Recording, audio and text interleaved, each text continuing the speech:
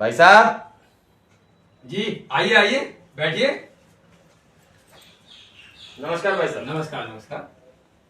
बताइए कैसे आना हुआ आप लोगों का?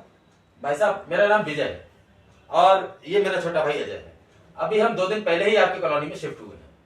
अच्छा अच्छा। गुड़िया बेटा पानी लाना, देखो अंकल आए हैं। अंकल नमस्ते, लीजिए पानी पीजिए। नमस्ते। भाई साहब, ये आपकी ही बिटिया है? हाँ हाँ, ये मेरी बेटी है और ये सबसे बड़ी बेटी है मेरी। इसने इसी साल ग्रेजुएशन कंप्लीट किया है। ठीक, वो सब छोड़िए, ये बताइए आपको कैसे आना हुआ यहाँ पे? भाई साहब वो मेरी पत्नी ने मन्नत मांगी थी कि हम जब भी अपने घर में शिफ्ट होंगे तो घर में कन्या का पूजन करेंगे, तो बस इसीलिए आपके पास आए हैं। और बड़ी अजीब बात है, सुबह से हम कन्या ढूंढ रहे हैं लेकिन पूरी कॉलोनी में एक भी कन्या नहीं मिली। तो मैं इसमें क्या कर सकता हूँ? मेरे घर पे क्यों आए आप लोग? अरे भाई साहब किसी ने हमें बताया था कि कॉलोनी में एक अकेला घर आपका है जिसमें कई सारी कन्याएं हैं, तो अगर आप कन्याओं को पूजन के लिए भेज देंगे तो आपकी बड़ी मेहरबानी होगी। जिसने तुम्हें मेरे घर का पता दिया उसने ये नहीं बताया कि मैं अपनी बेटियों को कहीं पर भी नहीं भेजता पूजा के लिए। पहले बेटियों को बोझ समझो और फिर उन्हें ढूंढते रहो पूजा करने के लिए। समाज का दौरा चरित्र। बताया था पर हम बड़ी मुश्किल में हैं। असल में हमारी भाभी जी ने प्रण लिया था कि निर्जला व्रत रखकर ही कन्याओं का पूजन करेंगे, पर सुबह से एक भी कन्या नहीं मिली। प्लीज भाई साहब हमारी मदद कर दीजिए। मेरी पत्नी को डायबिटीज है, वो खाली पेट रहेगी तो उसकी तबीयत खराब हो जाएगी। प्लीज भाई साहब। अगर ऐसी बात है तो मैं अपनी बेटियों को भेज देता हूँ आपके साथ में। बहुत बहुत धन्यवाद भाई साहब आपका। और हाँ, आप और भाभी जी प्रसाद ग्रहण करने जरूर आइएगा। भाभी जी?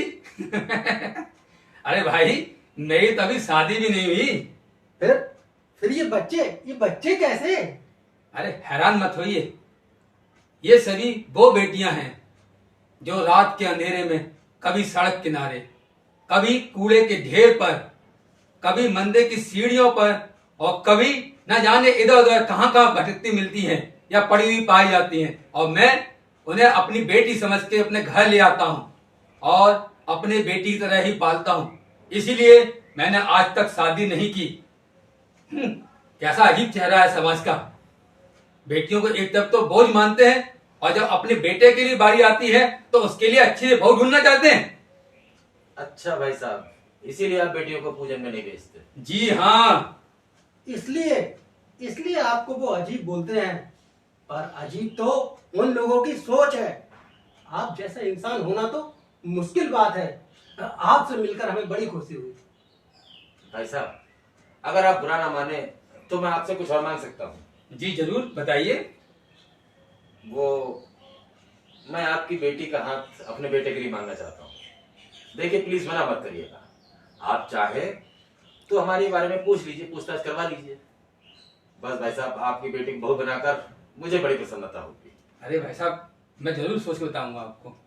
भाई साहब एक प्रार्थना मेरी भी है। हाँ हाँ कहिए भैया। जी देखिए, मेरी कोई औलाद नहीं है, इसलिए मेरी बीवी दिन रात रोती रहती है। अगर आप अपनी छोटी बेटी हमें गोद दे दें तो हमारा परिवार भी पूरा हो जाएगा। और आपकी बेटी भी आपकी नजरों से दूर नहीं रहेगी, क्योंकि हम तो आपके पड़ोस में ही रहते हैं। अरे ये कैसी बात कर रहे हैं भाई साहब? भला इसमें मुझे क्या ऐतराज होगा?